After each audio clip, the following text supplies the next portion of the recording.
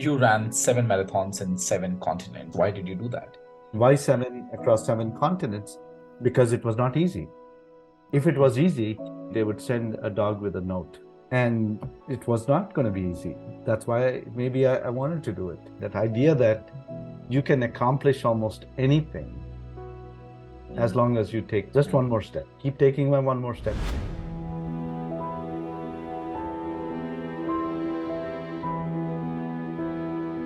So many of our dreams first seem impossible, then they seem improbable. And then when we summon the will, they soon become inevitable. That's the mindset transformation. There's so much of buzz around AI. AI is already in our life, has been for a number of years, right? The whole idea of AI coming into our lives is not new at all. Even in Netflix, right? And people are asking, is AI a friend or a foe? As long as the friend doesn't misbehave, he or she will remain a friend. I think AI has crossed a line. It's intruding into somebody's privacy. What's the worst that can happen? Thank you so much, Satish. Such a pleasure having you here. Thank you for accepting our invitation and be our guest. The pleasure is all mine here, Gaurav. Delighted to be here. Thank you. Shukran. Thank you. Satish, there's so much to talk about. I was just going through the kind of work that you have done, different countries that you have worked in, the passion that you have, the runner that you are, the book that you have written. And I was wondering, where should I begin from? Why don't you start? Why don't you share a memorable moment or an experience that you believe has shaped you to some extent? Yeah, I think when I think back to my early days, my dad is probably the earliest carver of my personality. I remember he used to tell us stories that he's no longer with us. January 2022, he passed away. So last year, he lived a full life. So we miss him terribly, but we can't keep him around forever. And he would prefer it not. He would not prefer it that way. He always said, I want to go when I can still walk around and I'm fit. Anyway, so the thing I remember about him and the thing that shaped who I am, or at least one of the experiences, was him telling us how he had to fight to bring us to where growing up, which is I think he was in 12th grade, and his family didn't have money to pay for college. So he did, I think it was a 10-day or 12-day hunger strike. So he refused to eat and drink until they agreed to send him to college. For 10 days?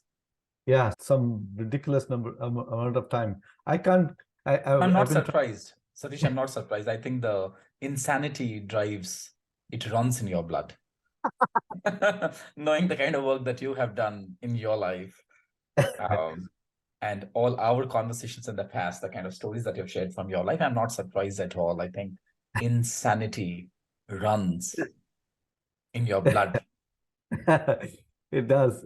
Good insanity if there is that kind of insanity. But yeah, no, but I found that very inspiring. And he said, listen, what I've done is given you the best gift I can, which is education. I said, why is that the best gift? Why is it not money? And he said, money they can take away from you, they being whoever they are. Yeah. But education, nobody can touch you. They have been one of the most supportive, one of the most kindness. Yeah, one of the most wise. My father-in-law, I used to talk to him all the time asking for advice. I still do. I ask him for advice, and because he was a banking executive, knows what he's talking about. He's lived a long, fruitful, productive life. Do no harm is his philosophy. Yeah, I've been fortunate. I think. And then my brothers, actually, my oldest brother, his name is Sudarshan. He also did inspiring things that I could look up to. He was probably the brightest child in the family in terms of grades and all that. I was not good. I never failed classes, but I was not at the top of the class. I didn't believe in that. I just said, there's more to me than just grades. And to say that in India, I think is really hard because Yeah. my dad would say, then you'll be a really good cobbler. He would point, and by the way, I got 80, 90%. That's not, but in India, that's Yeah. nothing for most people. Yeah. But I didn't believe in getting super grades.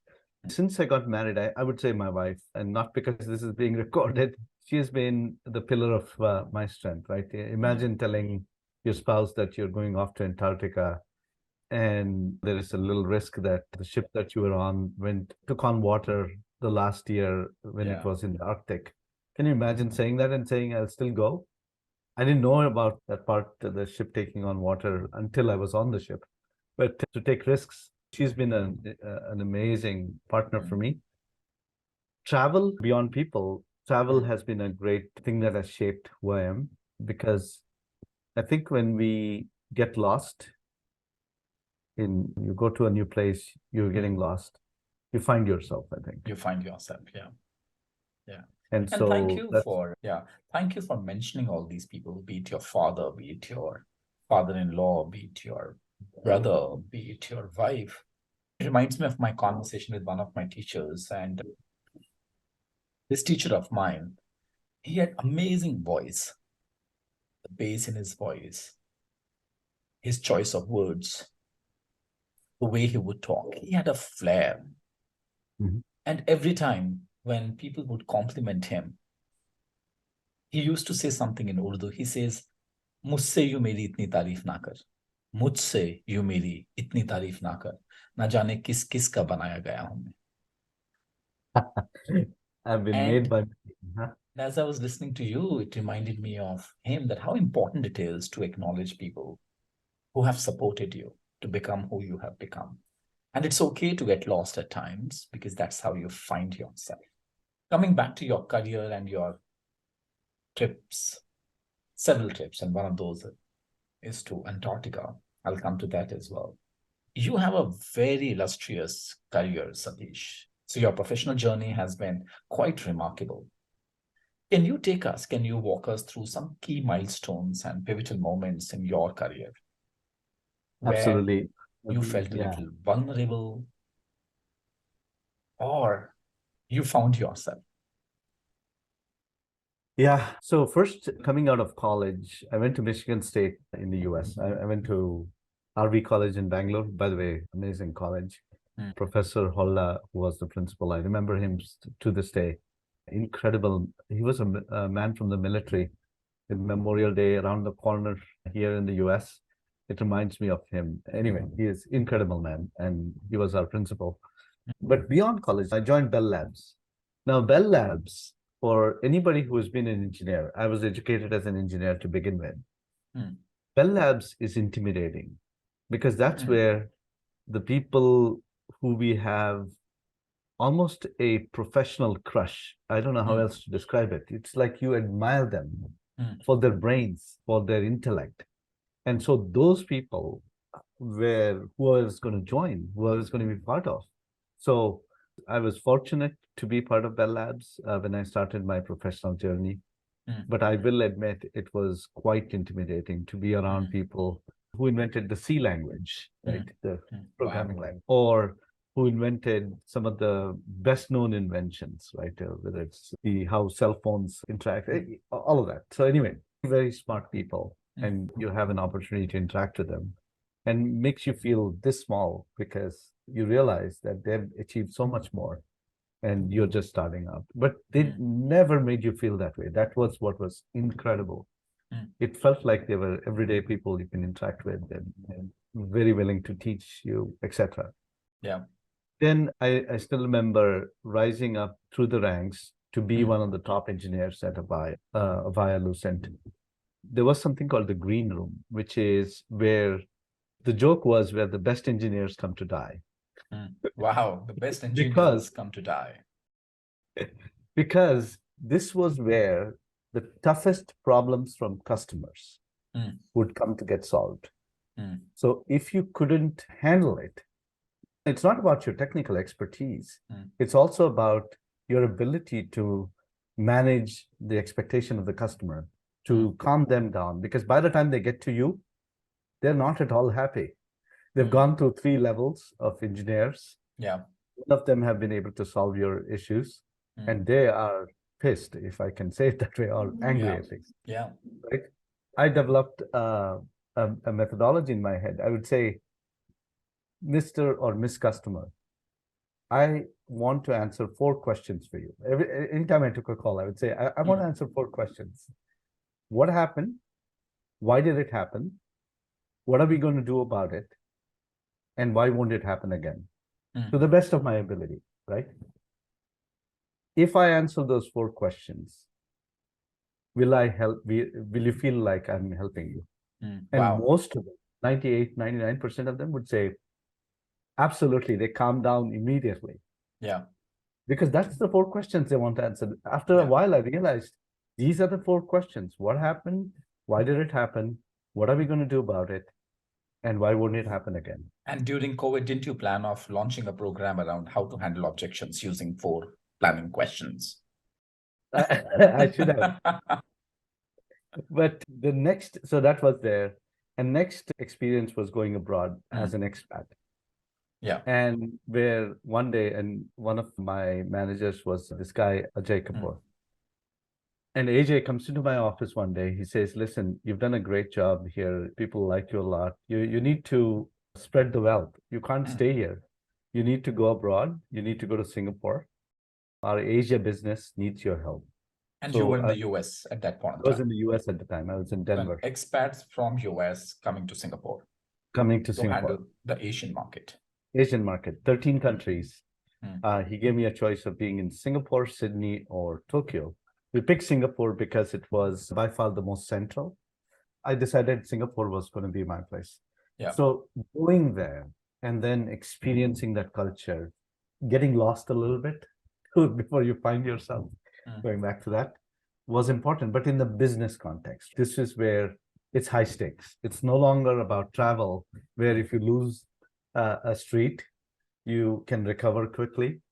Here, if you lose a customer, there's a lot more at stake. Yeah. So that was the third experience. Then getting into sales. So remember, I was an engineer, and AJ was the first one who recognized I used to do these town halls at Bell Labs, right? And I would share things like what I shared, the 4 questions to ask. How do you look beyond what you are focused on as a developer? Most developers that I've worked with are really good at what they do, but they couldn't look beyond. And how did this impact customers? What positive or negative impacts would this have? So those kind of experiences I want to bring into the labs. So I started these town halls, and AJ saw me once and he said, you don't belong in front of your computer as a programmer. You should come into the green room, which is where I ended up. Anyway, so AJ also said to me, hey, after I was there for 3 years in the green room, that's when he said, hey, time to go, time to grow, not just to go, but to grow, which was, I'm in touch with AJ. He's an amazing guy, amazing leader. And then building, so once I got into sales and carrying a bag, I then went on to manage a team. So think of my journey, straight developer and engineer, going into customer support at the highest levels. Yeah. Then moving abroad, and then establishing a team across 13 countries to support the business, getting into sales, carrying a bag, as they say, then managing the sales team, and then getting into partnerships, because I was fascinated with scaling up businesses with partnerships. And so those are the things that come to mind. Interestingly, Satish, of the entire journey that you've been talking about, be it an engineer, a developer, or being in the green room, or being at a place where you had to handle customers' objections, to managing sales and then traveling, your insanity did not stop there. It did not leave you. And you continue to run, not only metaphorically, but literally as well. Yeah. If you want a story, I used to live in Colorado. So we used to, my wife thinks I was crazy, because what happened was I used to be in Colorado. We used to do these things called Peak Challenge, which is raising money to help kids that are troubled. But you do that by climbing mountains that are 14,000 foot or higher. 14,000 feet or higher. Wow. That's the Wow. qualification. Mm. So in Colorado, there are 52 mountains that are 14,000 foot and higher. Yeah. They I call it climbed something like sisters, seven sisters, 10 sisters. Seven Sisters is one set of those, One of but those, yeah. there are 52 of them. It's 1/7. You can actually go from the top Yeah. of one mountain to the other almost, Yeah. which is incredible, by the way. If you ever have a chance, you should go. No, Colorado is a beautiful place. I've been there a couple of times, and There we go. yeah. But so I used to climb these mountains with the intent to help raise funds for kids. These are troubled kids who did some petty crimes, and you don't want to send them to jail. Instead, what you do is give them a dog to walk and see how they take responsibility. Yeah. Yeah. Then you increase the responsibilities, right? Yeah. There was a center called the Emily Griffith Center. It's all coming back as you speak, because we never prepared for any of this. But what was interesting was after we went to Singapore, we stayed in an apartment complex that was 34 stories high. And we were on the 34th story. So every Sunday, because I was missing climbing 14,000 foot mountains, every Sunday I would climb all 34 stories. In my record, I think, was 20 minutes. Wow. I love to do that because I was missing Colorado, right? Yeah. And yeah. Interestingly, you ran 7 marathons in 7 continents. Why did you do that? And then you wrote a book as well. It's called Runway Growth: 7 Life and Business Lessons from Running Marathons Across 7 Continents. I must tell you, Satish, your ability to choose right words, your ability to write, it's so beautiful that I was flowing with you throughout this book. Thank you. There are a couple of times when I read between the lines and would want to clarify that from you. This is on page number 17, and this is before you started running. Yeah. It says, an experienced runner at the party with a plate full of food and a mouth full of alcohol and sarcasm remarked that running was not for everyone. After all, it would be harder for people on the heavier side. He chuckled, smirking while glancing at the few extra pounds I had lugged around my gut for years. Carrying on with his cynicism, he made a most audacious prediction. Running a marathon is impossible for most.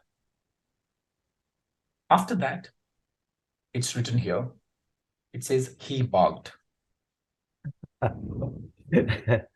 And here I read some unprocessed emotions, Satish. Yeah. As a younger brother, I'm saying, what is that unprocessed emotion that you've been still holding on to? And right now, you just shared a story where you would collect money and you will support those children. So instead of prisons, you were working towards creating rehabs for those children. Yeah. What heart were you operating from there? That if you could replace that with the fear that you were holding on to, would have been more encouraging and more inspiring. That's a question that I had when I read this book. And I don't know why that particular word stayed with me. In fact, I've done a few interviews and podcasts. I've never had anybody catch that word. That speaks to your observations, your keen observations, your keen intellect, being able to catch on to things that most people might miss, right? Yeah. Salute to you for that. So let's take one step forward, Satish. I understand running a marathon because somebody said something and that triggered an emotion and you were trying to avoid that. But why 7? 7 continents. This is a funny story. I remember running San Francisco and getting to mile 18 and then mile 23 and feeling like I will not complete the race because the cramps were so bad, Gaurav. I've never had so much pain. It's easier to look back and say pain is weakness leaving the body.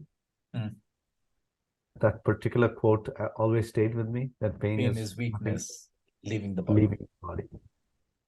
And at that point, it didn't seem that way, though. Hmm.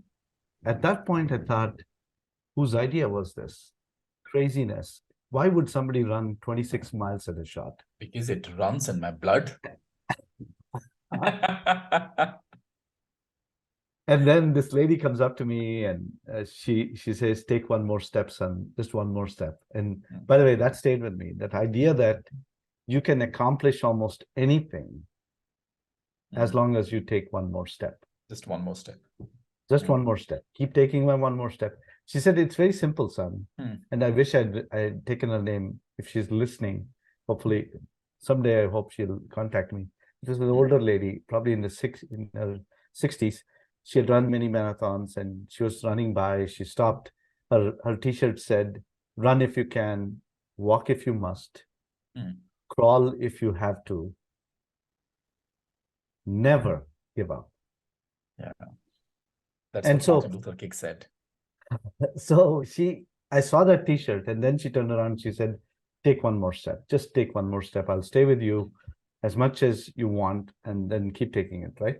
So I got to the finish line. When I got to that finish line, my confidence was much more, not at that moment, but maybe afterwards, saying, I thought it was hard. I thought I couldn't do it, but I did it. So then I'm reading these inspiring stories. I come across this story of Charles Smith. She ran 7 marathons in 7 days across 7 continents. Wow. And she was 70 years old. Crazy, so my question was, if she can do it, what's my excuse? Yeah. That's what I thought. I want to do something unique. I don't want to keep running marathons for the sake of, as my wife liked to joke at the time, she would say, who's chasing you? But you run so much. What are you running away from? And it was not that. It was really trying to do things that somewhere in your mind, something tells you, maybe this is not for you. Yeah. And when your wife asks you this question, how do you respond to her? A sentence came to me, दर्द देने वाले पूछते हैं कि इतना दर्द क्यों हो रहा है? Who is chasing you? My wife shows up in pretty much every interest. She's the wise one, actually.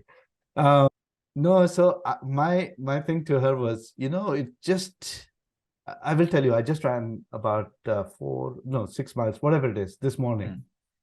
And at the end of the race, I don't know how to describe it, Gaurav. There's this runner's high, right? You feel so good about what you just did. Maybe it's that. Maybe it is that fear that I wanted to overcome and tell myself that, hey, you can do things that you initially thought were impossible. And it's about mindset. I know you are fascinated about mindset. I've heard you talk about it. Maybe it is about inspiring others, right? Because once I did that, it was also about, once I did one, and people will come to me and say, Ore, you ran a marathon? Wow. You mean 26 miles? That's inspiring, isn't it? Yeah. So it was great feeling to, once I did one, you asked why 7 and why 7 across 7 continents, because it was not easy. If it was easy, as somebody who inspires me, his name is Pat Finn, used to say, if it was easy, they would send a dog with a note. Yeah. And it was not going to be easy. That's why maybe I wanted to do it. Yeah. Satish, you mentioned about one step at a time. That was a gift that was given to you by that old lady. Yeah.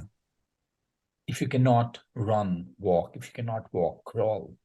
Just don't stop. And then you mentioned about to inspire others. What is the kind of mindset shift required for an individual to pick up running? Because there was a time I used to run half marathons, and then in between I stopped. What's your take on this? I will give you 2 answers. One is, the mindset is, any goal you can take, you can break it down to smaller goals. And as you hit them, you can achieve pretty much very large goals, right? But when it comes to mindset transformation, the transformation is needed when it's a very big goal usually. It's smaller goals. What is small and what is big can be different for different people. I get that, right? But in general, if it's a big goal, you need a mindset transformation, not just a change. And here's what I mean by that, right? If you read Dr. Carol Dweck's work on mindset, she talks about having a fixed mindset versus a growth mindset. That's great. Growth mindset is important because otherwise you'll never even try, right? But I don't think that's enough for achieving big goals, because even with a growth mindset, you can come across goals that seem impossible. Then will you stop? Will you hesitate? Because you'll say, I want to grow, but maybe not that much. It's not for me, right? I have a family. I don't want to start anything. I have bills to pay. I don't want to start, right? All that. For me, the mindset transformation occurs in 3 stages. Stage 1 is you think it's impossible. Impossible for me, but possible for somebody else. So I'll take you back to the moment I thought about Antarctica. I heard about running a marathon in Antarctica. There's very few exceptions when I tell people that, or they find out that I ran a marathon in Antarctica, they say, a marathon in Antarctica? Is that even possible? Yeah. That's the reaction. So that's my reaction when I first heard about it. I was like, why in Antarctica? Anyway, so that's the first stage of transformation. Impossible for me, but possible for others, like elite runners, like one of my mentors, Dan Waldschmidt. He's an amazing runner, which we should talk about him at some point. And then the second stage is where you start seeing people around you, people that look like you, that walk like you, that talk like you, that have backgrounds similar to you, that have achieved these goals that you want to achieve. So it goes from impossible to now improbable, which means there is a chance that still I can do it. Your mind has moved to that stage now, right? Your mind was saying impossible. Now it's saying, improbable hai. It's possible. But how do I get it done? I still feel like it is just too much. That's the second stage. So the first one is it's impossible. Second one is it is probable, but how would I get there? How would I get there? So still improbable because of that. And then the third stage is inevitable because you start trying out things. In my case, I started trying out more than a marathon, or I would try really hard races. I would get there just fine. I remember doing a race that was climbing 6,000 feet. You had to run a 30-kilometer race over 6,000 feet of gain. All right. So if I could do that, then maybe it's possible, right? Because if I can get through such difficult conditions, Antarctica kya cheez hai? What the heck is Antarctica all about? Not a big deal. And right? I love one of those sentences you used last time. What's the worst that could happen? What's the worst that could happen? Yeah. So that's that thinking, right? What's the worst that could happen? The worst that could happen is I might not complete the race. That's it. That's it. It almost happened to me in my very first race. It can happen anytime. So what's the big deal, right? It's okay, right? So anyway, I will quote Christopher Reeve's quote. That's why it's one of the very first things in my book is Christopher Reeve's quote. I don't know if you saw this. So many of our dreams first seem impossible. Then they seem improbable. And then when we summon the will, they soon become inevitable. Wow. That's the mindset transformation. He was talking about a mindset transformation. He just didn't call it that. I'm just connecting the dots. If I begin marching towards a goal with this thought, and then one step at a time, and then one step at a time, and then one step at a time, and what's the worst that could happen?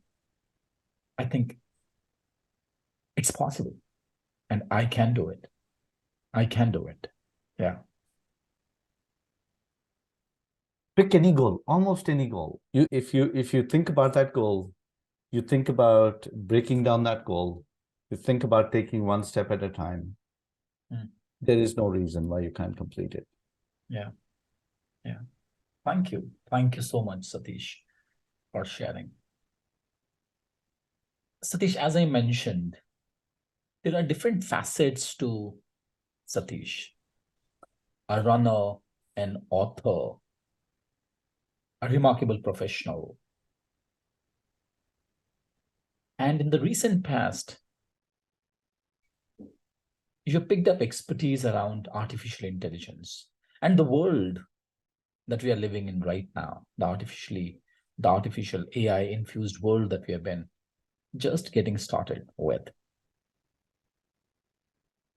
There's so much of buzz around AI, and people are worried. There are people who are celebrating. What's your take on this? Where are we heading towards? In fact, one of those recent posts I heard that Mark Zuckerberg, Sam Altman, Sundar Pichai, they went to the White House, and there's a lot of discussions going on. At one point in time, on one side, there is fear. Yeah. And people are asking, is AI a friend or a foe? Most definitely a friend, but one that you need to keep close so you know what's going on. As long as the friend doesn't misbehave, he or she will remain a friend, that kind of friend. So a friend that wants to try out new things and continuously poking the bear, right, if you will. This friend always is trying out, where's the boundary? Where's the boundary? Have you had friends like that who are always trying out things? I think of AI like that friend who's always up to something. Right? So what's interesting is, first of all, most people who are concerned about this likely don't realize that AI is already in our life, has been for a number of years, right? If you think about when you search on Google or whatever search tool you use, Bing, whatever it is, it'll try to interpret what you're about to say. If you go to Amazon and order something, it knows what you're about to do. This has been going on for years, so this is not new, right? The whole idea of AI coming into our lives is not new at all. Even in Netflix, right? If you watch one movie, it'll recommend 5 other movies, right? All the magic of AI, right? Here's why I say AI is a friend. And at SS&C Blue Prism, where I work, we use the term intelligent automation, not just automation. Intelligent automation for a reason. It's AI infused automation. Why do we care? Because if you think about when you go to your doctor's office, what does the doctor do for half the time you're there? What's the doctor and the nurse doing? Writing down things, searching things maybe. They have to do, they won't see you until they've written down or they've looked at your records. They're trying to figure out what it is that maybe is the problem based on what the nurse, some preliminary things the nurse did. Because they want to be prepared before they come and see you. What if we could make that simpler with AI? Could the patient experience be vastly different? The answer is yes. That's what we believe. And that's why I love what I do at Blue Prism, because I know we are changing lives. Right? Or if you think about driving cars, right?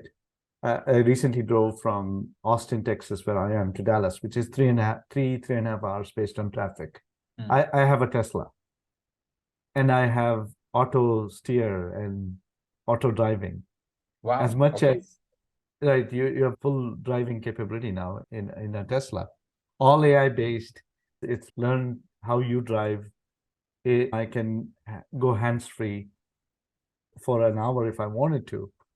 I don't, because there's always this part of you that wants to keep control. But the point is, those are mundane activities. What the doctor has to do is mundane.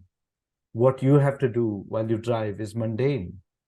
So why do it? Why not focus your energies on the creative side of things, on bringing intelligence, what we clearly have a lot of natural intelligence. Why don't we leverage that?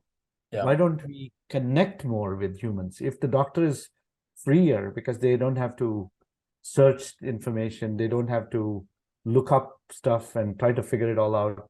They're given those gems of data that they need to serve you better, to diagnose you even better than they ever have been. To because diagnose you more correctly. Why not? If it's used for the right purpose, in the right way, then absolutely. I will tell you, on the flip side, one of the things that is creepy about it, AI, for example, and this has happened to me more than I would like. So my wife and I are talking about going to, let's say, we want to go to New Mexico next week. I come to my PC or laptop and I do a search on Google, or I go to YouTube and look up videos. The first video, guess what it's about? New Mexico. New Mexico. Yeah. So that's where I think AI has crossed a line. I know it's not very harmful in that sense. No, it is harmful. It's intruding into somebody's privacy. That's it. That's what I don't, that's where I draw the line, right? If you want to draw a line, I didn't tell you to look up New Mexico or Houston or anything else, Louisiana. It is literally dangerous unless we can have consciously evolved engineers who are working on machine learning to make sure that the machines are intelligent enough. Now, bringing that consciousness is a big time challenge. I don't know how to do that. I've not come across anyone who is talking about that. We are talking about the intelligence part for sure. Yeah. But what I do like though is, so Gen AI, this is nothing new. You've probably been talking about it a lot recently after ChatGPT. I was sharing this with a friend recently. I created a personal board of directors, not for companies yet, using generative AI. I don't know if you know this, but you can actually assign personas to ChatGPT. So I created, if you think about a personal board of directors, my personal board of directors, there are 5 types of people. Mentors, coaches, industry experts, a confidant, right? Somebody you confide in, and a sponsor. Sponsor is somebody is a higher skip level person. In our case, it's the MD or the CEO or what have you. Or my chief partner officer. So mentor, coach, confidant, expert, and the sponsor. Sponsor, right? Everyone has a different personality. Everyone has a different role. Do you know that? And maybe you do know this. You can actually assign a personality and a role for ChatGPT to have this personality. You can say, ChatGPT, I want you to be a sponsor, somebody, you describe that person. And then from then on, you can assign a name. I say, Gaurav is my sponsor. As a sponsor, here's what you do. Here's what I would like you to advise me on, other kinds of things. And then when I go back with a question and I say, Gaurav, can you tell me what should I do? Here's the situation. Guess what ChatGPT does? Will give you it acts as Gaurav. It gives you a perspective. The perspective. So the perspective of a mentor would be very different from a perspective of a sponsor. It would be very different from the perspective of a coach and an expert and a confidant. Oh, shucks, man, this is mind-blowing. This is exciting as much as this is dangerous. This is very exciting. Literally, we can have our own board of directors. And we can shift our perspectives. Without the community knowing it, they're actually contributing to your success. I always think of myself as a sum of the parts. All the parts I was talking about, right? There are many more parts in that puzzle. As mentioning Linda's name, Linda is one of our executives at the company I work for. I've known her for 18 years and incredible person, right? Very smart individual, very good mentor, right? If I can, without bothering, if I can get her intelligence through different means, Yeah. I might as well. And we can train ChatGPT. Yeah.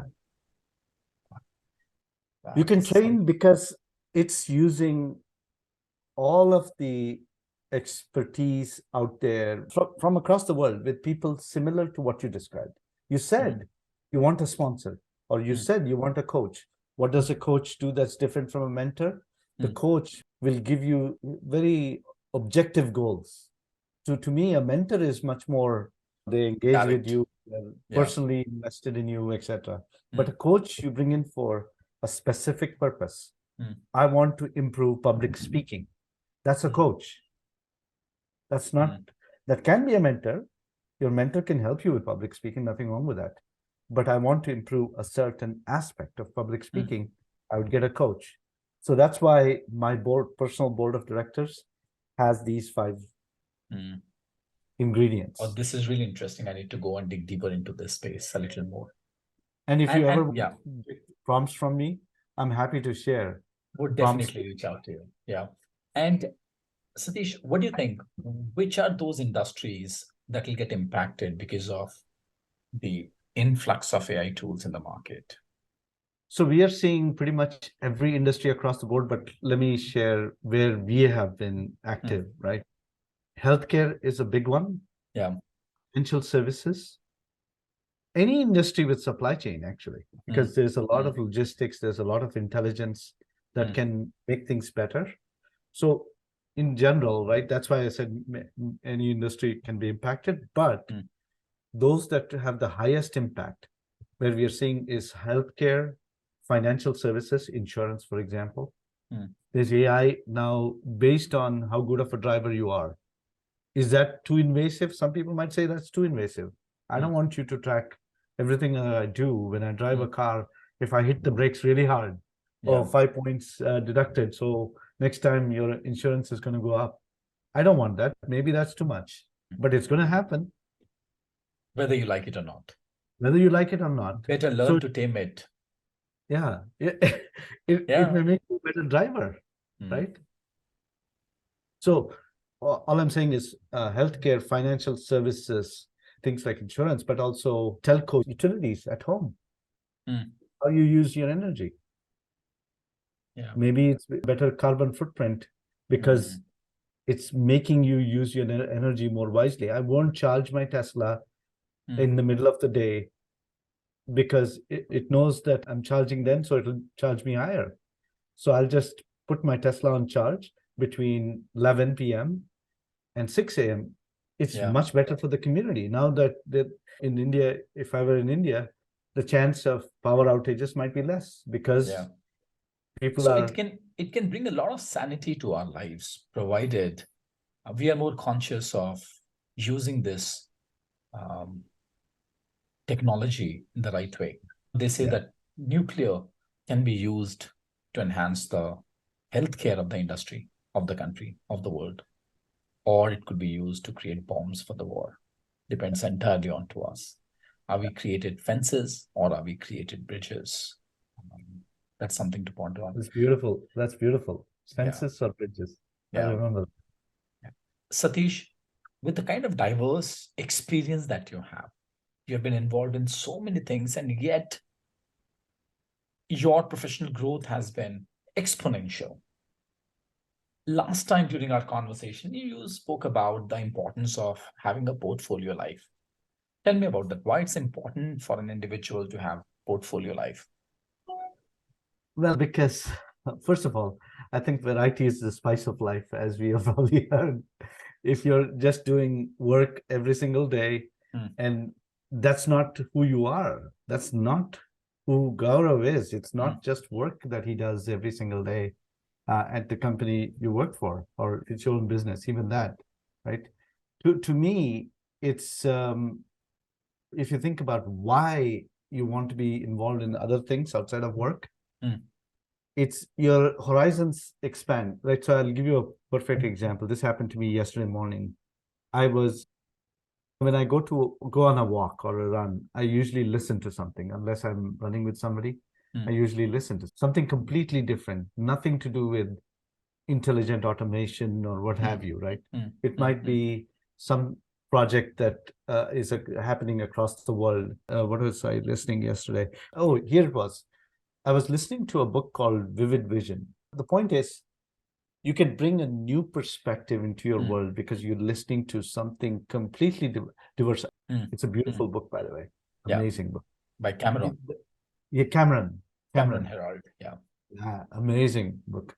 Yeah. Amazing book. It has nothing to do with intelligent automation. But it brought to my attention that without a vivid painting that vision for people, whatever it is I'm doing, I can't get buy-in. I can't accomplish what I set out to accomplish.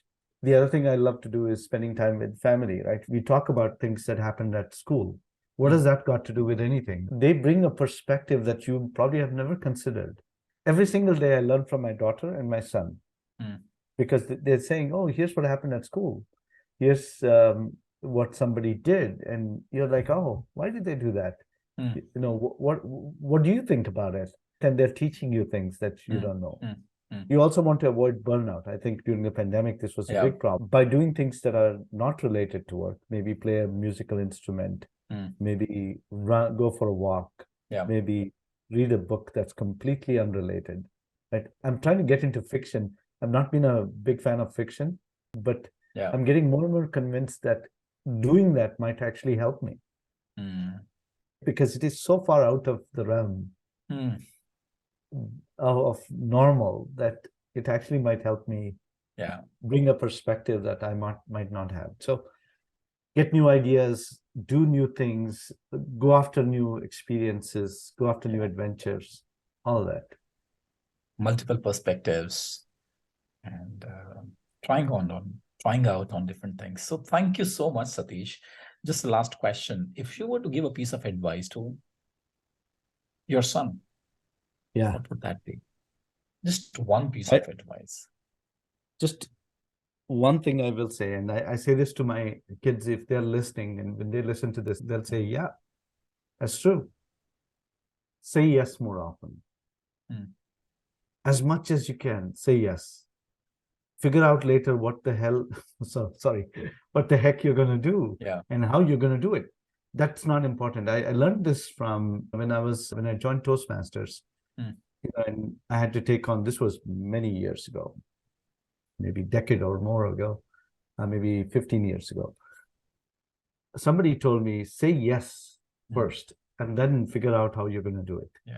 I think that applied to me in every single, if you look at, they say you can connect your dots backwards. My mentor, Rajesh, said I think I know Rajesh very well. In fact, I think he introduced us. And so I'm grateful to Rajesh for many things.